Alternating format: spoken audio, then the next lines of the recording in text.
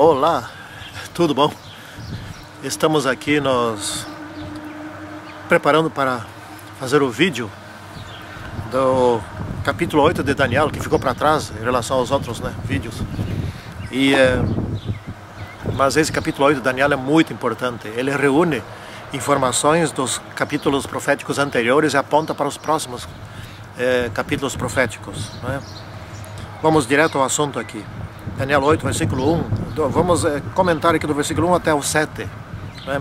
Mas no versículo 1 aqui está explicando que Daniel teve uma visão no ano terceiro de Belsazar. Né? E aquela foi uma visão importante. O Daniel, ele teve essa visão com relação aos impérios futuros que ainda estariam vindo. Né? Opa, agora deu uma luz ali em cima. Sempre que eu vou aqui, parece que está no horário certo para o sol fazer o alinhamento com essa luz dele ali. Né? Mas fica bonito, tudo bem. Não é nem uma coisa extraordinária, nada, é coincidência. Já é a terceira vez que está coincidindo o sol brilhar aqui atrás de mim. Mas fica bonito, eu também acho bem bonito. E então Daniel viu dois animais, né? Ele viu um carneiro e um bode.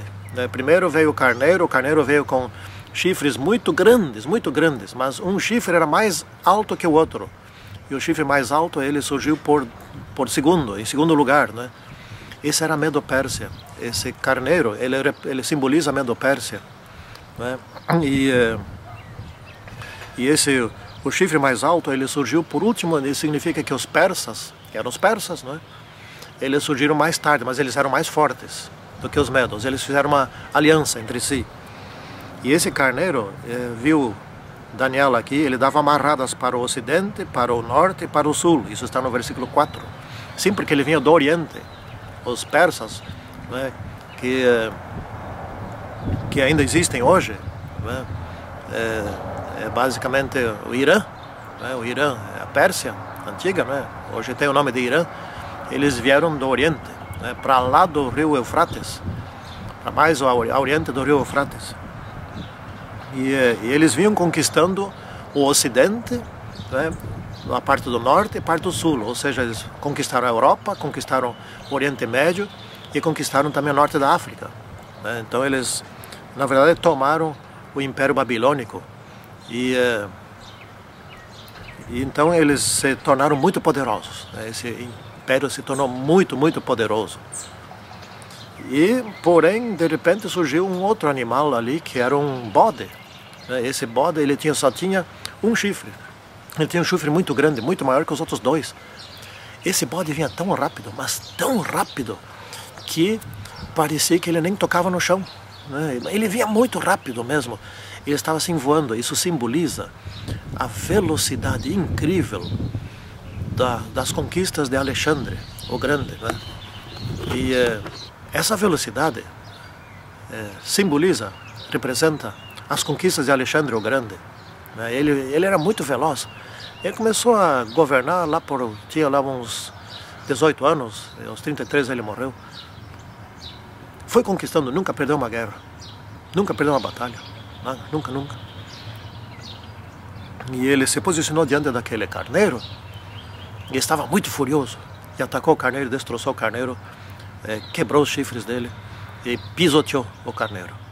Então o bode conquistou o carneiro. Ou seja, a Grécia conquistou os medo-persas e destroçou com esse império. Então era agora um outro império, né, que estava lá. Até vou ler aqui o versículo 7. Viu chegar perto do carneiro e, enfurecido contra ele, o feriu e lhe quebrou os dois chifres, pois não havia força no carneiro para lhe resistir. Mas o bode o lançou por terra e o pisou aos pés. E não houve quem pudesse livrar o carneiro do poder dele. Então chegou a vez da Medo-Pérsia. Agora que começa já a surgir aqui estamos entrando já nos pontos bem importantes desse capítulo. Aqui, em relação a esses dois impérios, só mencionou esses dois impérios. Mas o bode se engrandeceu, sobremaneira, diz no versículo 8. E na sua força, no auge da sua força, o grande chifre se quebrou. Morreu o imperador, né, Alexandre, que no meu ponto de vista foi o maior estrategista humano de todos os tempos. Ele vencia exércitos pequenos, vencia exércitos grandes, médios e todos os tamanhos. Ele era muito poderoso. Alexandre o Grande era muito poderoso.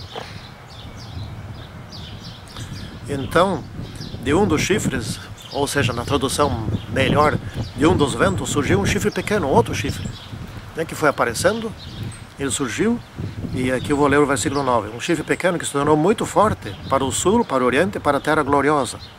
Não é? Que chifre é esse? O Império Romano. Aqui, o chifre pequeno simboliza o Império Romano, que também está simbolizando a igreja medieval, a igreja cristã medieval, né? Que dominou com um poder incrível. E agora no versículo 10, 11 e 12 estão os 3 versículos que precedem o versículo do meio, que são dos 7 versículos ultra importantes do capítulo 8 de Daniel, tá certo? Então vejam bem. Cresceu até atingir o exército dos céus. A alguns do exército das estrelas lançou por terra e os pisou. Isso aqui aconteceu na terra. Isso aí não foi a guerra de Lúcifer lá no céu, não.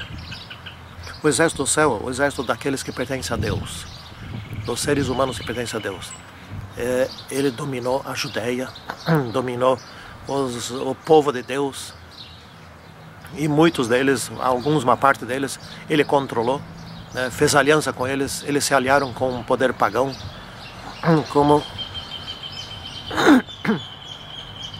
como foi o caso do Sinédrio. O Sinédrio, ele estava mancomunado com o Império Romano, né? E aí de quem se levantasse e falasse alguma coisa contra o Império Romano, não podia, né? Então o Sinédrio estava a serviço, então a serviço do Império Romano. Então esse império ele dominou por meio de intrigas, por meio de alianças, por meio de conluios, etc. E assim ele fez controle sobre uma vasta região por um tempo que nenhum império anterior, já desde que existira, já havia tido. Muito bem, então vamos ler agora o versículo 11 de Daniel 8. Sim, engrandeceu-se até o príncipe do exército, dele tirou o sacrifício costumado, e o lugar do seu santuário foi deitado abaixo. O que quer dizer isso? Esse império sacrificou, matou Jesus Cristo, né? Ele se voltou contra Jesus Cristo, né? Até o príncipe do exército, ele controlou muitos do exército, e até o príncipe do exército ele não controlou, mas o príncipe do exército ele matou, crucificou. Bom, isso estava nos planos de Deus, mas ai de quem executasse esses planos, né? Deus já sabia que seria assim e previu isso. O lugar do seu santuário, ele tirou o seu sacrifício costumado, né? Tirou o sacrifício, ou seja, tanto pela morte de Jesus Cristo, o sacrifício costumeiro dos rituais da manhã e da tarde e os outros sacrifícios terminaram, né? Então, mas quem tirou? Foi esse império aí que tirou, esse sistema sacrificial. E o lugar do seu santuário foi deitado abaixo. Isso quer dizer o seguinte: no ano 70 veio lá o Império Romano e derrubou o santuário, que nunca mais foi reconstruído. Não quer dizer que o santuário devia ser deitado abaixo, não é? Porque sacrificaram Jesus, porque Jesus teria que morrer. Mas os romanos derrubaram o santuário. Não vamos entrar aqui em detalhes sobre essa questão, os porquês dela, não é? Não é bem esse o nosso foco. Então agora vem algumas explicações, não é? Aqui está falando do Império Romano, depois mais vai continuar falando do Império Romano e também da Igreja Medieval. Depois ouvi um santo que falava e disse outro santo, aquele que falava: até quando durará a visão do costumado sacrifício da transgressão assoladora, visão na qual era entregue o santuário e o exército a fim de serem pisados? Até quando dura isso? O que quer dizer aqui da transgressão assoladora? Isso aqui são pecados satânicos, né? São pecados que vêm do demônio. Santificação no domingo, adoração a mortos, perdão de pecados por meio de homens em lugar do Senhor Jesus Cristo, em lugar de Deus. E Perseguição àqueles que querem adorar de modo correto. Mudança dos tempos e da lei. Alteração, não é? Da lei de Deus. E muitas outras maneiras. Muitas e outras coisas. A transgressão assoladora a alguém que se coloca em lugar de Deus para legislar em lugar de Deus como se fosse Deus. Satanás disse: serei semelhante ao Altíssimo. E agora havia um representante aqui na terra se fazendo de semelhante ao Altíssimo, e milhares e milhões seguiam essa pessoa. Essa é a transgressão assoladora. Isso é assolador, ou seja, muitos foram mortos. Houve uma assolação aqui na terra, está vendo ainda. Muitos estão perdendo a vida eterna por acreditarem neste sistema. Então o anjo respondeu no versículo 14, esse é o versículo do meio. Antes tem 3 versículos importantes, que é o 11, o 12 e o 13, aliás, o 10, o 11 e o 12. E depois dele tem outros 3 versículos importantes, que é o 23, 24 e 25. Né? E esse 14 está bem no meio do capítulo 8. Mas versículo 14 aqui, ele é o mais importante versículo deste capítulo. Ele só tem 3 linhas. Ele me disse: até 2.300 tardes e manhãs e o santuário será purificado. Isso aqui estava se referindo ao santuário celeste. Não é? Quando Jesus Cristo, em 22 de outubro de 1854, entrou no lugar santíssimo para se tornar juiz e julgar aqueles que já pertenceram a Ele, se foram perdoados ou se não foram perdoados, ou seja, se desejaram perdão de todos os seus pecados, ou se desejaram perdão só de uma parte dos seus pecados, ou se não se mantiveram nesse caminho, né? Então, a purificação do santuário lá no céu quer dizer o seguinte: aqueles que vão ser salvos, lá não consta mais nenhum pecado contra eles. Eles foram perdoados de tudo, e o santuário foi purificado daqueles registros dos pecados destas pessoas, que agora poderão ser salvas para a vida eterna quando Jesus voltar, não é? Seus pecados estão não só perdoados, como estão apagados lá do céu. Nossos pecados são perdoados no momento em que nós pedimos perdão, mas nós nos mantivemos nesse perdão, ou retornamos a esse pecado e depois nunca mais pedimos perdão, não é? Então temos que ter todos os pecados perdoados. Esse tempo de julgamento que Jesus Cristo está executando agora, ainda com relação aos mortos, aqueles que morreram em Cristo, será que morreram em Cristo mesmo? Será que eles se arrependeram de tudo? Se fulano ou ciclano se arrependeram de tudo, então os pecados que estava escrito perdão ao lado deles, eles apagam tudo o que está escrito ali. E aquele livro é purificado, não consta mais nenhuma maldade, nada daquelas pessoas. E uma vez purificado, o seu nome continua no registro do livro da vida. Então todos aqueles que forem salvos, que vão para o céu, eles são puros. Eles não vão macular o céu. Eles não vão lá carregando 1 ou 2 pecados. Não, tá bom, 1 ou 2, tudo bem. Não, nenhum. Então isso é que é a purificação do santuário. Purificação do santuário daqueles que irão adorar a Deus naquele santuário. Eles não vão entrar naquele santuário, não vão se adorar a Deus no tempo depois que nós formos salvos e levados para o céu com algum pecado pendente. Não. Em relação aos salvos, o céu está puro. É isso que está falando aqui. Esse versículo 14 aqui deu uma confusão bem grande, né, para 1854, um pouco antes, né, quando eles pensaram que Jesus ia voltar e purificar aqui a terra, o santuário da terra. Não, aqui não tem mais santuário. Ele foi derrubado, diz antes aqui, né? E deitou por terra a verdade e fez e prosperou. Aliás, um pouco antes, né? Tirou o sacrifício costumado e no lugar do seu santuário foi deitado abaixo, né? Então, isso não tem mais santuário aqui na terra, é só o do céu mesmo, não é? Aliás, eu esqueci de comentar aqui o versículo 12, não é? Vamos voltar um pouquinho para trás agora. O exército lhe foi entregue com o sacrifício costumado por causa das transgressões, e deitou por terra a verdade, e o que fez prosperou. Essa aqui já está se referindo agora à igreja medieval, não é? O exército foi-lhe entregue, no outro lugar diz, por 1260 anos. Os seguidores de Cristo, aqueles que obedecem a Cristo, aqueles que fazem a sua vontade, né? Esses foram entregues para serem perseguidos. por 1260 anos. Esse tempo foi um pouco encurtado.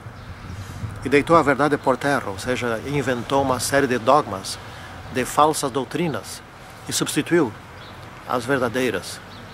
Então, e isso prosperou, isso foi aceito, e hoje ainda está sendo aceito. Milhares e milhões se maravilham após a besta, aceitando falsidades. Compete a nós pregar essas coisas, e para isso existe, por exemplo, o capítulo 8 de Daniel, para alertar a esse respeito.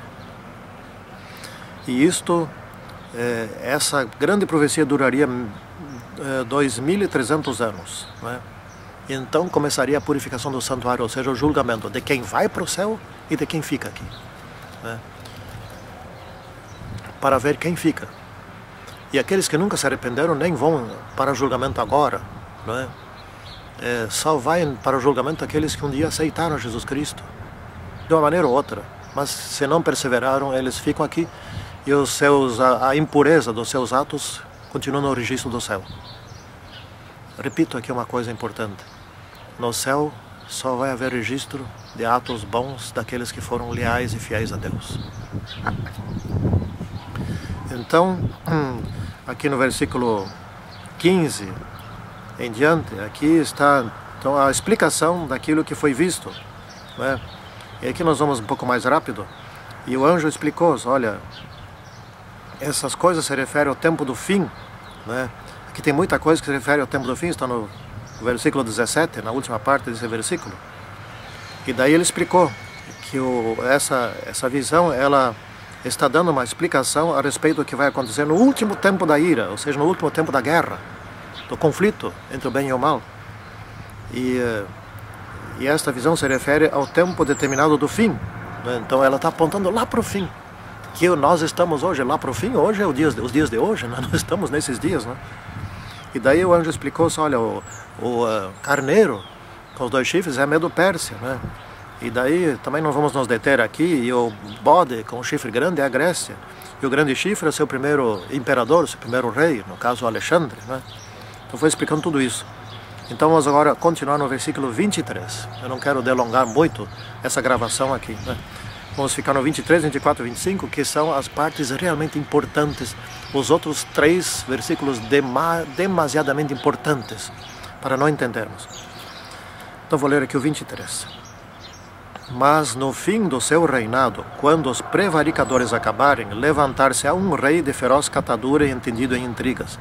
Esse rei de feroz catadura aqui está se referindo ao seguinte: é um rei muito brabo, um rei hostil, um rei feroz, um rei torturador, um rei que não perdoa, que tem cara de brabo, e é brabo mesmo. É um imperador dos piores, da pior espécie. Então não é um rei só, isso é um sistema. Esse sistema aqui está se referindo ao Império Romano seguido da Igreja da Idade Média. Infelizmente, uma igreja cristã se tornou essa descrição aqui. E no versículo 24, então: grande é o seu poder, mas não por sua própria força. Aqui está se referindo à igreja. A igreja usa a força militar dos impérios para fazer cumprir as suas determinações, para fazer matar, por exemplo, na Idade Média, na Inquisição, os cristãos que não se dobravam para agir daquela maneira como a igreja determinava. Eu lembro aqui agora os 3 companheiros de Daniel, que deviam adorar a estátua. Eles não se dobraram para adorar a estátua. Assim foi com os santos, os cristãos verdadeiros da Idade Média. Eles foram perseguidos, foram jogados na fogueira, queimados vivos, perseguidos, tiveram que fugir, se esconder nas montanhas, nas cavernas, etc. Por séculos e séculos. Eles sofreram muito. E esse poder que os perseguia era o comando da igreja medieval sobre as nações. A igreja se posicionou acima das nações. A igreja se tornou mais forte do que as nações. E as nações obedeciam e faziam tudo o que a igreja queria. E assim foi durante a Idade Média. Por isso está escrito aqui: grande é o seu poder, mas não por sua própria força. Causará estupendas destruições. Prosperará e fará o que lhe aprouver. Destruirá os poderosos e o povo santo. É o que eu acabei de falar.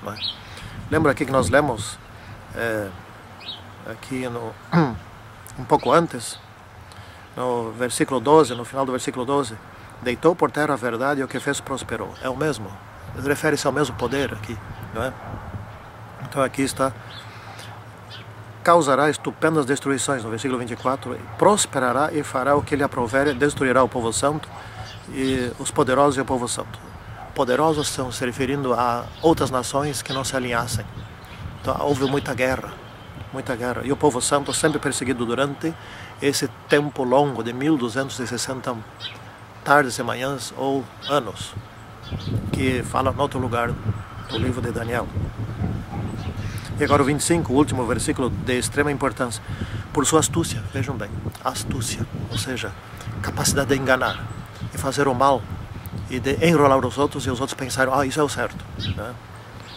Por sua astúcia, nos seus empreendimentos fará prosperar o engano, no seu coração se engrandecerá, destruirá muitos que vivem despreocupadamente, levantar-se-á contra o príncipe dos príncipes, mas será quebrado sem esforço de mãos humanas. Aqui está falando essa perseguição que eu já acabei de falar antes, né? Acabei de mencionar antes. Levantar-se-á contra o príncipe dos príncipes, ou seja, vai durante a Idade Média. Aqui já não se refere mais ao sacrifício, à morte de Jesus Cristo, mas sim, durante a Idade Média, substituirá o Cristo intermediador, que estava no lugar santo, depois veio para o lugar santíssimo. Ele substituirá ele e perdoará os pecados que ele só poderia perdoar, né? Então, se colocará em lugar de Jesus Cristo. Esta é como que diz aqui, esta é a assolação desoladora, né? Essa é a grande abominação. Se fazer passar por Cristo, por Deus, por infalível. Gente querida, não infalível, nem os anjos são. Um dos principais anjos, ou o principal anjo, Lúcifer, falhou. Só Deus é infalível. Então aqui diz aqui, levantar-se-á contra o príncipe dos príncipes, ou seja, no sistema de adoração que impôs aqui sobre o mundo a ferro e fogo, pela força militar, se levantou contra o próprio Senhor Jesus Cristo. As pessoas agora não têm mais o direito de chegar diretamente a Jesus Cristo. As pessoas precisam do intermediário para chegar a Jesus Cristo. As pessoas não podem mais orar a Jesus Cristo, tem que orar a santos, uma quantidade de santos, né? Substituiu Jesus Cristo durante a Idade Média. Então vai terminando aqui. Que capítulo, né, gente? Que capítulo incrível! A visão da tarde e da manhã que foi dita é verdadeira, diz Daniel. Tu, porém, disse o anjo, tu, porém, preserva a visão, porque se refere a dias ainda muito distantes. Daniel sonhou isso num tempo muito antes disso acontecer, não é? Foram mais de 500 anos antes disso acontecer. Essa visão se tornar realidade aqui da perseguição por parte deste poder. Então Daniel ficou muito espantado com isso. E no versículo 27 diz assim, eu, Daniel, enfraqueci. Estive enfermo alguns dias, então me levantei e tratei dos negócios do rei. Espantava-me com a visão e não havia quem a entendesse. Esta é uma parte do livro de Daniel que ficou selada, que ninguém conseguia entender. Mas depois veio luz do alto e hoje nós entendemos essa verdade, essa grande profecia junto com outras profecias de Daniel também e do Apocalipse. Hoje está tudo esclarecido. Hoje nós recebemos luz do céu para clarear tudo, como raios de luz que vêm do céu para nos dar entendimento e tomarmos a decisão certa com relação ao que é adorar a Deus e ao que é adorar a Satanás. Que todos nós sejamos fiéis servos de Deus. Em nome de Senhor Jesus Cristo, eu que desejo isso a todos aqueles que estão me ouvindo. Amém.